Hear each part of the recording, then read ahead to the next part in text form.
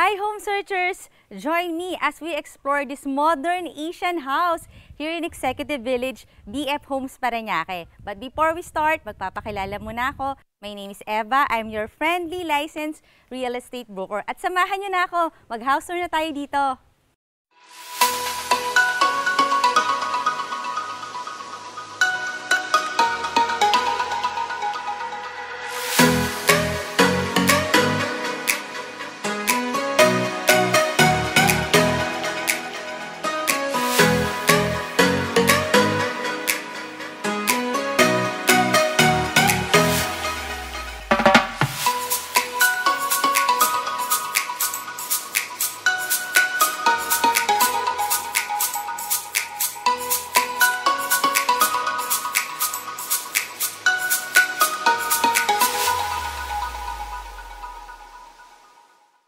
We are so back here in BF Homes kasi naman ang daming magagandang bahay dito. At kasama na nga itong ating modern design house. Modern Asian siya at fully renovated. Let's start na. Dito tayo. Ganito yung mga design ng mga Asian-inspired house. Mga color brown. And now, I'm here sa pedestrian gate. Pero ang cute nitong kanilang mailbox. Color brown din. Bagay dun sa house. Pasukin na agad natin. As we enter, nakita ko kagad yung ating two-car carport. Fully covered.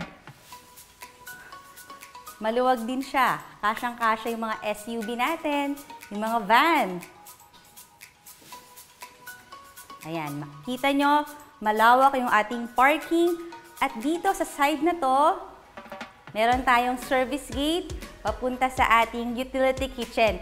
I will show it to you later pagpasok natin dun sa main house. Punta muna tayo dun sa ating garden.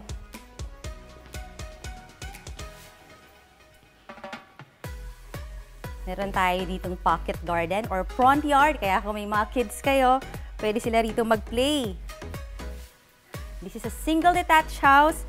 Kaya meron tayo ditong setback na about 2 meters. Ayan, may gate din for your security. Pero alam mo ba na dito ka sa loob ng BF Homes na highly secured subdivision. Kaya naman safe mo ang buong family ninyo. Pasok na tayo din sa ating main house. And I'm standing here at your porch.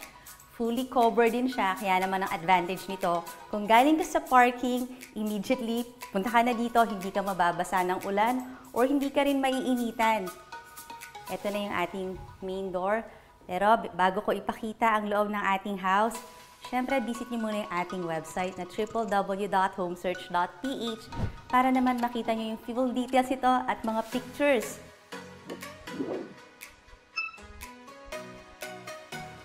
Pasok na tayo.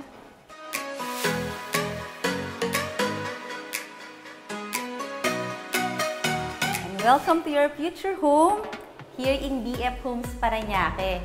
Pagpasok ko, meron kagad ditong door. Ito na yung ating first bedroom here on the ground floor. Let's see. Sizable bedroom. Pwede talaga siyang bedroom kasi may malapit siyang bathroom. Pero kung gusto mo naman siyang gawing office, pwede rin. Ito ang view mo naman dito. Yung harapan ng ating bahay. This is a corner room, kaya naman meron tayong window on the left and window on the right. Ang cute pa ng kanilang ceiling fan. Ito yung ating first bedroom. Kung meron kang kasamang mga senior, pwede itong bedroom na to. At kasi katabi lang din ang bedroom na to, meron siyang ensuite bathroom. Let's see. Maluwag din yung bathroom nila dito sa ground floor at may urinal. Tingnan natin yung papunta sa main house, sa living area. Ayan, I'm standing here at the living area. Pero bago ko ipakita yung buong bahay, syempre, kailangan nyo munang makita yung floor plan nitong ating renovated house. Here, andyan na rin yung ating lot area na 210 square meters at yung ating floor area about 250 square meters. Andyan na rin yung ating frontage at saka yung orientation ng ating property. Makikita nyo, nandyan yung ating first bedroom na may malapit lang na CR. At meron pang lanay itong bahay na to. Kita nyo dyan sa ating floor plan. If you want to pause para naman mas pag-aralan nyo yung floor plan, pwede. Pero now, let's start our house tour.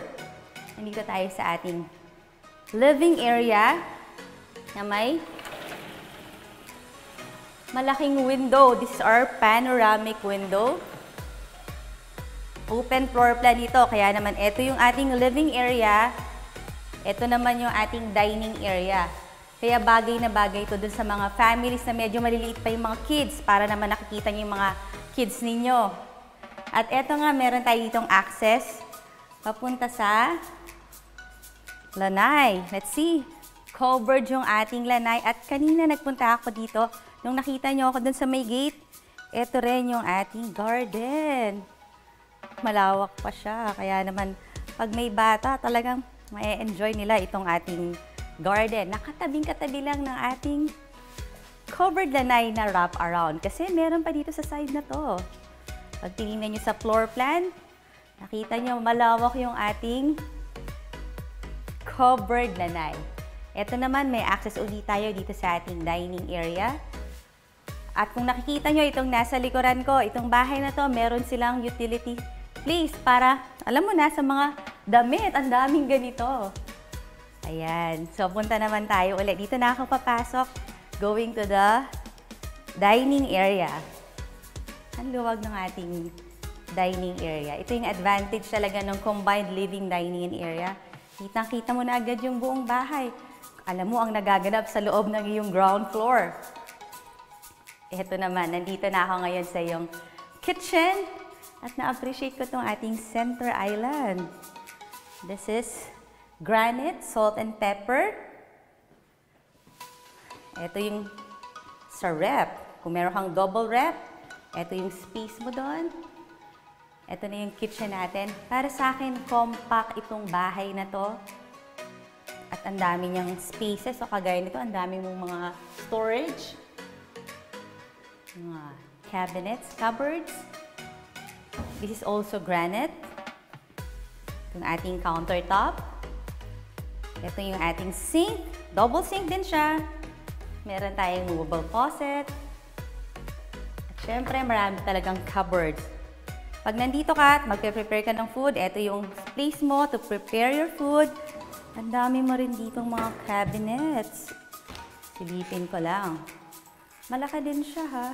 Pwede ka pang maglagay dito ng mga stools para kung gusto mo siyang gawin as your breakfast nook, ito yung area mo. Pero ang lapit lang din dun sa ating dining area. Punta tayo dito sa papalabas.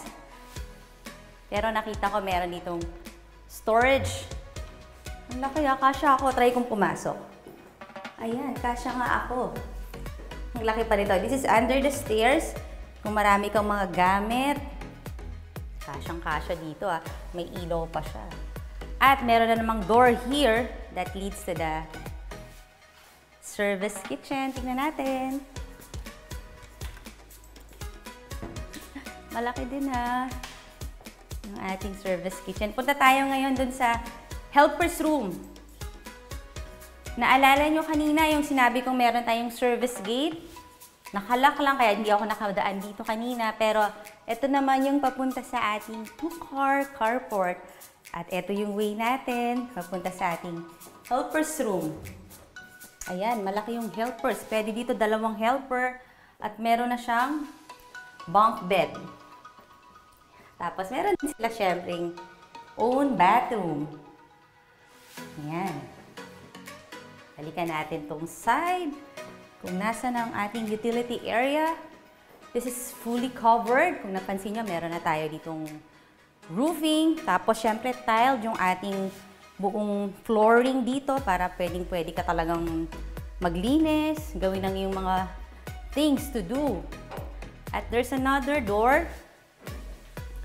Ito na yung papunta dun sa sampayan kanina. At meron pa tayo ditong booster pump, tsaka pressure tank. Kaya ang lakas ng tubig mo dito sa iyong bahay, meron pa tong overhead tank. Hindi ka matatakot na baka mawalan ka ng water because kompleto dyan. Naisip na nung may-ari ng bahay. Pasok tayo ulit. I'm back here at your combined living, dining, and area. Ito na yung papunta sa ating second floor. Bago ko ipakita sa inyo yung second floor, syempre request ko muna sa mga nanonood sa atin, pakiclick nyo na yung ating subscribe button ng ating channel na Home Search Philippines para updated ka sa mga new videos sa magagandang bahay na pwede mo maging future home. Tara, akyat na tayo. Andito na ako sa ating landing ng ating staircase. Meron lang blinds, pero meron tayo dyang malaking window. Kaya kung gusto niyo buksan, liliwanag dito sa ating staircase area. Approaching to your second floor. Give nyo na yung comment nyo kung ano masasabi nyo dito sa ating house, ha. Pero syempre, meron tayo ditong 3 bedrooms. Bago ko ipakita yung ating mga bedrooms, ang ipapakita ko muna syempre yung ating floor plan here on the second floor. Let's see here. Ayan, meron tayo ditong 3 bedrooms at lahat yan may ensuite bathroom. Yung isang bedroom, meron pang balcony. Ang ganda ng layout ng bahay na ito. Actually, yung mga home buyers na-appreciate nila yung mga layout kasi kailangan functional. Kailangan mag-match sa need ng kanilang family. So, andito na ako sa master bedroom. Ilalas ko siya. Punta muna ako dito sa isang bedroom. Here is the bedroom number 1 on the second floor. Ito na nga, ang lawak din ng bedroom nila. Ang ganda nung ating flooring. This is engineered wood flooring. Tapos, meron na itong mga blinds. Ang ating mga windows. These are sliding windows. Meron na rin mga screens. Corner window, kaya ang liwanag dito sa bedroom na to. Ayan, may blind siya. And this one also is a big window. Ang maganda sa mga bedroom na maraming windows, ang ganda ng ventilation, di ba? At saka ang aliwalas. At ito, bedroom mo, syempre meron kang floor-to-ceiling height cabinets. Ayan. Ito, mga shelves mo naman. At meron din itong ensuite. Ito. Silipin natin. Meron din siyang multi-point water heater. Ito muna ako sa family area. Ito, pag-akat mo ng iyong hagdan, ito yung bubungad sa yung family area na pwede mong i-convert also as your entertainment area. Meron din siyang malaking window, oh. At napansin ko, meron na rin lalagyan ng mga curtains. Just in case curtain ang ilalagay nyo, okay din yon. At malaki to. Pwede ka pa maglagay dito ng sofa. Tapos, pwede kang maglagay dito ng TV kasi meron siyang outlet for your cable. Let's proceed to the other bedroom. Ito na yung bedroom number 3. Ang lawak din ng bedroom natin na to. Meron na rin siyang ceiling fan. Ang bago pa yan, ha. And we also have this floor-to-ceiling height cabinets. Just the same, dun sa kanina, meron tayong shelves dito. Just in case gusto mong gawing patungan ng TV, pwede rin. At if you can see, meron ditong balcony itong bedroom na to. This is also a corner room. Meron tayo ditong sliding door. And this one has also an ensuite bathroom. Na meron na siyang multi-point water heater. Let's check. Now we have seen the bathroom. Let's go to your master bedroom. Ang cute ng bahay na to kasi ayan lang yung mga bedrooms. So, good for small to medium-sized families. And this is your master bedroom. By the way, yung ating video may timestamp. Just in case gusto nyo balikan yung ating floor plan, check nyo lang doon. Yun lang i-click nyo para makita nyo agad ang floor plan. O kaya yung kitchen or yung living area, check on the timestamp. Let's see your master bedroom. Ang laki. Para siyang 2 bedroom sa luwag. Ang ganda rin talaga ng flooring na ginamit dito. And this is a corner bedroom also. Kaya ang dami na naman nating window. At saka itong window na to, from end to end siya. End to end yung, syempre merong sliding screens. This is where we should put our bed. Yung king size bed mo. Dito siya pwedeng ilagay. And across, Doon mo pwedeng ilagay yung TV or your media wall. Ayan, may mga prepared na yung paglalagyan mo dito ng mga curtains. Dito rin, meron ng mga curtain rods. But this one is fully renovated, ha? Ito naman yung ating master bathroom na talaga magugustuhan nyo. That's chic. Ang luwag. Spacious. At ito yung ating floor-to-ceiling height cabinet. His and hers. This is the his.